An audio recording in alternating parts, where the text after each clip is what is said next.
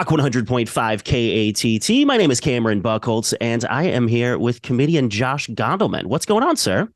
Hey, how are you? I'm so psyched to chat. I am at home after a big Writers Guild of America strike rally, and Okay. I'm psyched to go back on the road next week. I've been on and off the road all summer, and so it's been like picket lines when I'm in New York, and then shows when I'm on the road, and it's been like a pretty intense but rewarding couple months. That's awesome, man. Yeah. I mean, well, the strike isn't necessarily awesome, but I know what you mean. Yeah, Um, yeah, yeah, yeah. I mean, it's been tough and it's been tough on people, on writers and a lot of people who work in TV and film that aren't writers for sure. But the solidarity of like the members and the crews and Teamsters that aren't crossing picket lines and SAG-AFTRA members that have been showing up to picket in huge numbers. It's been like a really fascinating thing. And it's been outside of like entertainment too. Like I've met people from the Starbucks union and the Amazon union and the flight attendants union all coming out to support. And it's been wow. really like heartening to see that kind of like solidarity across the labor movement. Gotcha. And now I was. We'll talk about your show here in OKC in just a minute. So Right, we'll right, start with right. that. Oh, I yeah, just I'm want to also a mention that. comedian. I'm a stand-up Yes, yeah, comedian. yeah, yeah, Yeah, yeah. yeah. You'll be at Bricktown Comedy Club next Wednesday, but let's keep Yeah. out of the strike. Now, because we're on a rock station right now, so a lot of people listening may, if they're aware of the writer's strike, they may not know the details, or Totally. more importantly, kind of know why they should care. Yeah. So, could you kind of maybe explain to people here in Oklahoma City why it's an important thing? Yeah, absolutely. So the reason for the writer's strike is that the writers negotiate their collective bargaining agreement essentially with the big studios every 3 years. And we got to the end of our negotiations this year, and we just couldn't reach a contract that ensured that TV and film writing would be just a sustainable career for the members of our union in the future. And so there's a lot wrapped up in that, a lot of specific points, but like essentially the thing that I feel most strongly about is that this isn't just writers versus studios. This isn't happening in a vacuum in like Hollywood, right? This is about giant corporations that are beholden to shareholder interest and shareholder interests and investor gains every like quarter over quarter infinitely forever. And I think even if you're not a person that works in the entertainment industry or knows people that do, I think that message has resonated with so many people, right? That it's really the same thing that people in all different kinds of lines of work are going through, is that the people that are above them in the corporate structure are trying to squeeze every drop of value out of work being done, by the workers, the people that Mhm. actually make the things. Gotcha. And then, so going forward, what I guess is the ultimate goal for you guys, Yeah. other than just a living wage?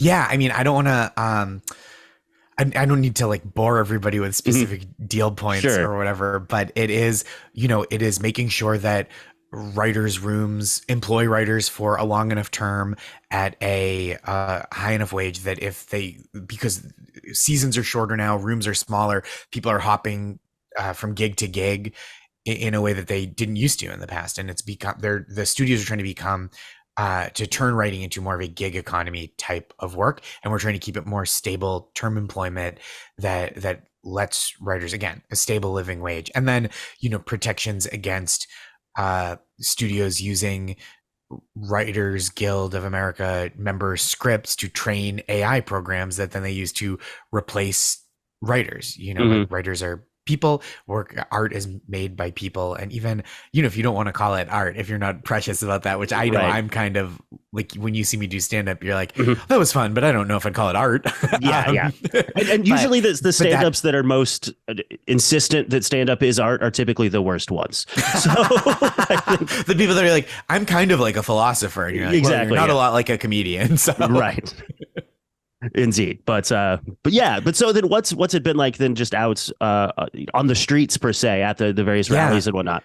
So it's been a really interesting mix of kinds of events. Today was this big rally on Broadway where there were a bunch of Broadway performers that perform and sang and spoke about that and writing, and it was really a wonderful, exciting, very fun day. But a lot of it is, you show up at there have been events, big events at the Netflix offices where there's marching around the office and chanting, and really people are, I think, really pretty riled up, pretty frustrated with the working conditions. And then there have been the events where we're picketing at specific production locations, showing up, 3 in the morning, 5 in the morning, to make sure that we're there with a picket line before the trucks come to deliver materials or before the crews arrive. And then it's been we understand that it's putting people in a position where to honor the picket line, they are maybe out a day of work, and that's a big ask. And it's been really overwhelming, the support we've seen from crews and Teamsters and people that have not crossed the picket line. So it's been, for me, a really kind of intense but rewarding education in this kind of organizing. And I think it's really shown the writers. I think a lot of us are really, really overwhelmed and appreciative of that kind of solidarity, and are hoping that we can pay that back, standing with these other guilds in the future, when it's time for them to get the fair contracts that they deserve. Sure. I actually have a friend that works for NBC News, and they're have their own thing going on with their guild and stuff. Yep. But yeah, so, and it must be kind of nice then that you are able to then escape that and go out on the road, and you can kind of be able to balance that. Yeah, I've been really fortunate. I had all these road dates booked before, I wasn't, I know there are some people, I've seen some people who have been out, put out of jobs suddenly by the strike and are looking to fill their stand-up calendars. Sure. And I was very lucky in that I had these dates lined up for a couple months, and this was always my plan to be on the road this summer. So it has been, I went from being a working comic and between writing jobs. So I was unemployed, and now I'm super unemployed, which takes up a lot more of my time. But I do really love the stand-up, and I'm so grateful for the opportunity, not just to have this work while I can't do TV writing work, but I love doing the shows. Like, it's something I've done for a long time and have always kind of been itching for a little more space to go out and do stand-up between seasons, because I've worked on late night shows for a number of years, and there aren't really long sustained breaks where you can go like, okay, I'm going to go on a tour. It'd be 5 weeks between seasons, and one of those weeks is Thanksgiving, and one of those weeks is Christmas, which are not traditionally huge comedy club weekends. So to just get to like hit it hard, to be in Oklahoma City and Dallas, and to have a run in California next month, I'm just like so psyched. And I've been to so many cities I'd never performed in before, and it's been so gratifying to see people come out in those cities. And it's been really exciting to get back to cities I've been to a bunch of times, and have like people that have come to see me a bunch bring friends. And it's like, really, I don't know, I feel so lucky, and I love to do it. And I've been once. I mean, I saw you last time I was in Oklahoma City, which was years ago, and I'm really psyched to come back. It's been my first time. It's probably been 5 years, I think. Probably something like that, maybe even 6. Maybe a little more. Like yeah, and interestingly, the club that you were performed at 5-6 years ago is basically across the street where Bricktown Comedy Club is now. So yeah, because I remember that was like in the Bricktown neighborhood, or right in the right around the Bricktown neighborhood, which is cool. Yeah, that was I had a fun time too. I flew. It was, and this was one of those where I was between seasons of a show, and I was putting together this little run on the road myself. So some comics from OKC booked me for the show on a Thursday night, and then I took off from Oklahoma City the next day. Did you drive me to the airport? We went to the airport. Maybe. I don't remember. I don't feel like I did. Something like that, probably. Okay. Yeah. But I took off from Oklahoma City and then landed in a blizzard in Minneapolis, because it was like December 2016, maybe 2017. Okay. And it was brutal. and I remember looking out the window of the plane and going, are you supposed to land a plane on this much snow? And so it was a real, I don't know. It's just, I'm excited to come back. It's been too long. And that show, I was so delighted by the audience, and the local comics were so cool and nice and welcoming. And it just like, yeah, I'm hyped about it. Indeed, man. And are you driving to Dallas from Oklahoma City this time? Or are you like I got an Amtrak. Oh, nice. Okay. Yeah. Fun. Yeah, I'm excited. I like a train, and I don't love just airports. It's a much shorter flight, obviously, than it is a train ride. But when you build in okay, you have to get to the airport, which is outside the city, and then you have to be at the airport for 30 to 60 minutes before your flight takes off, and you have Mm, to go through security. And a train station, they're just like, oh, hey, you need a ride, man? Come yeah. on. Yeah, they like check your ticket after you've already departed. It's like, Yeah, oh, what is this? absolutely. Which you can't do that on a plane. No, no, not at all. But even like the flight from Oklahoma City to Dallas it's like 35 minutes. It's like the Yeah. most pointless, like it's awful. So yeah, the train will be cool. When I lived in Austin, I used to take the train from Austin to Oklahoma City like kind of often. Oh, awesome. Yeah, I So like a nice Amtrak. yeah, that'll be cool. And are you doing a bunch of? I know you're doing a weekend in Dallas, but are you doing a lot of like full comedy club weekends, or are you doing kind It of the one night special event thing like you're doing here? it's a mixture. It's been really fun. There are some places where I'm there for the weekend. I just did a four-show weekend in St. Louis at the Helium there, and I'm doing a bunch of one-offs. I kind of bookended that weekend with one-nighters in Cincinnati and Indianapolis, and then on the other side, I did Kansas City. And I mean, it's pretty great to see people when people come out on a Wednesday night. You know, I'm not a famous person, but when people come out on a Wednesday night to see me or a Sunday night to see me, you know, those aren't people that are just coming up because it's date night and they already hired a babysitter and they needed something to do to get away Yeah. from their kids for a few hours. And, you know, God bless those events as well. But when people are out on a Wednesday, they're there to see me, which is so flattering, which is, you know, it's a newer thing for me to get to draw crowds that are psyched to be like, I wonder what Josh has to say, this guy that we like, rather than like, who's this? Why are we here? Right. And where do you think people are finding, like when you meet new fans, what are they, where is it NPR wait don't tell me, or is it It's a lot of wait people. It's a bunch of people that listen to the Bugle and the Gargle, the podcast. There's always some Jesus and Marrow fans that know me because I would occasionally pop up on the show when I was writing and producing there. Some people that I think probably have been following me since I was working at John Oliver's show. And so it's a fun mixture, but it's very funny that I have some kind of credits that I think draw very different kinds of fans just in terms of the comedy they're looking for, between Wait and Jesus and Marrow is like a Sure. pretty opposite comedy vibes. And now it's been basically, I think, exactly a year since your our special came out. Yeah. People Pleaser last year. Yep. So I'm assuming that when people go to see you next week, none of that material will be Fully Yeah. different. Mhm. I was lucky that the special took about an hour.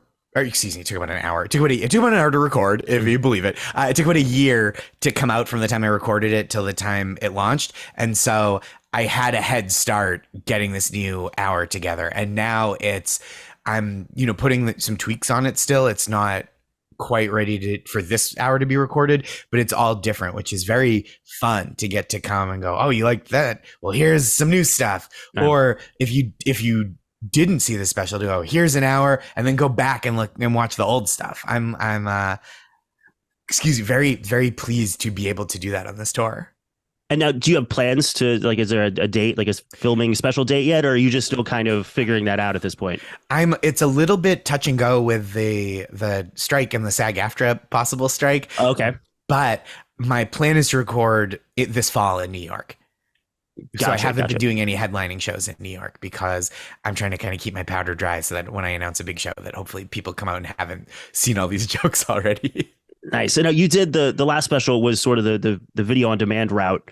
Yeah. And so it's always interesting to me the different ways of either selling it to one of the streaming companies, or now I think it seems like more people are just putting them out on YouTube because they realize that the ad revenue and whatever, and they can own it and that sort of thing. So do you have an idea of how the next special is going to come out? We have, especially with the strike, we haven't been pushing distribution channels too hard because I feel like, planning a live show is one thing, but then, contacting whatever Comedy Central while we're striking against Comedy Central feels like the wrong move. But I'm hoping, I mean, I'm happy. I just want people to be able to see it. That's the big thing. So it's, I'm not going to get the Chris Rock $20 million deal, or nor should I, but it's, I'm excited to find a home for it. But mostly I'm hoping that it ends up in a place, sometimes you get an offer where someone goes, okay, we got you some money, but it's going to be on Trident Gum's proprietary app that you get when you, it's only for convenience store owners who stock the gum. And you're like, okay. So there's how many people, there's, 200 people in any city that could possibly watch this. Right. What? So I'm hoping that it ends up someplace that people can find it easily. I mean, I hear OnlyFans has tried to do. They did like the Whitney Cummings roast. So yeah, it's interesting. I mean, all that's interesting, and I don't mean this with any kind of sarcasm. I feel like an OnlyFans audience is about as engaged as an audience gets. Right, and they're already sort of trained to pay for the content that they're getting. Totally, yes, no, truly, no doubt about it. It's very different than because my special was for rent and sale on YouTube, and people go, well, there's infinite free comedy here. Whereas with OnlyFans, people know that if you want premium content, you have to pay money, which is truly. And I think about this so much. The idea of OnlyFans is such an appealing premise where I feel like for years my stand-up career, could describe the audience as mostly apathetic strangers, which is the complete opposite of that, right? So now my live shows are mostly fans now, and that's terrific. I'll take mostly fans. Yeah, absolutely, man. Well, again, thanks for the time, and just super stoked for the show on Wednesday night. Again, Wednesday, June 21st, Bricktown Comedy Club. I think bricktowncomedy.com is where they can go for tickets and whatnot. And Josh, I guess follow you on social media and all that sort of thing. Hell yeah, I'm at Josh Gondelman across the board, and then I have a newsletter that called That's Marvelous. That's joshgondelman.substack.com, and that's free, and it's got all my tour dates and stuff. Yeah. Thank you so much. Awesome. I'm so psyched. Great to talk to you. It's been indeed, man. Yeah, indeed, awesome. Man. Thanks a lot.